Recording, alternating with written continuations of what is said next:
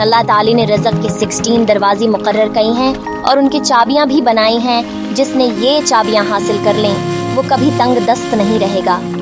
پہلا دروازہ نماز ہے. جو لوگ نماز نہیں پڑھتے ان کے رزق سے برکت اٹھا دی جاتی ہے. وہ پیسہ ہونے کے باوجود پریشان رہتے ہیں. دوسرا دروازہ استغفار ہے. جو انسان زیادہ سے زیادہ استغفار کرتا ہے، توبہ کرتا ہے، تو اس کے رزق میں اضافہ ہو جاتا ہے اور اللہ ایسی جگہ سے رزق دیتا ہے جہاں سے کبھی اس نے سوچا بھی نہیں ہوتا.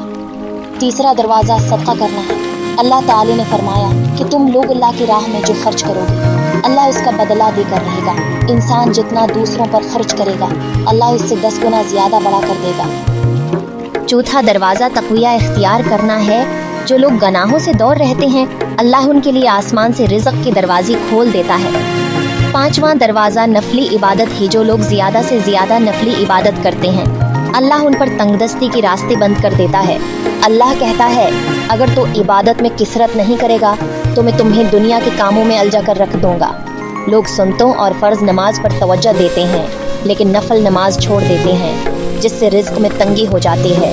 چھٹا دروازہ حج اور عمرہ کی کثرت کرنا ہے. حدیث میں آتا ہے کہ حج اور عمرہ گناہوں اور تنگ دستی کو اس طرح دور کر دیتی ہے جس طرح آگ کے بھٹے سونا چاندی کے میل کو دور کر دیتی ہے. ساتواں دروازہ رشتہ داروں کے ساتھ اچھا سلوک کرنا ہے. ایسے رشتہ داروں سے بھی ملتے رہنا جو آپ سے بڑا تعلق ہے. آٹھواں دروازہ کمزوروں کے ساتھ صلہ رحمی کرنا ہے. لوگوں کو غم بانٹنا، مشکل وقت میں کام آنا اللہ تعالی کو بہت زیادہ پسند ہے. نواں دروازہ اللہ پر توکل ہے. جو شخص یہ عقیدہ رکھے کہ اللہ تعالی دے گا تو اللہ تعالی اسے ضرور دے گا اور جو شک کرے گا وہ پریشان رہے گا. 10واں دروازہ شکر ادا کرنا ہے. انسان جتنا شکر ادا کرے اللہ رزق کے دروازے کھولتا چلا جاتا ہے. 11واں دروازہ گھر میں مسکرا کر داخل ہونا. گھر میں مسکرا کر داخل ہونا سنت بھی ہے. حدیث میں آتا ہے کہ نبی پاک صلی اللہ علیہ وسلم نے فرمایا کہ اللہ فرماتا ہے کہ رزق بڑھا دوں گا جو شخص گھر میں داخل ہو کر مسکرا کر سلام کرے.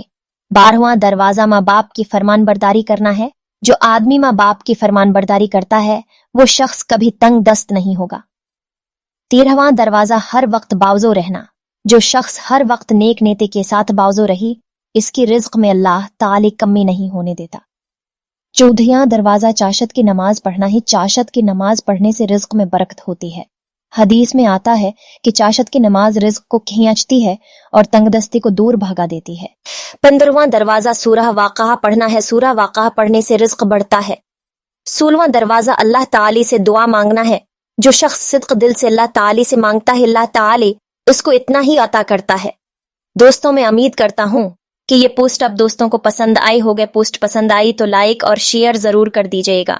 اب تک کے لیے خدا حافظ. اللہ پاک آپ سب کا حافظ و نگہبان ہستی اور ہمیشہ مسکراتے رہیں.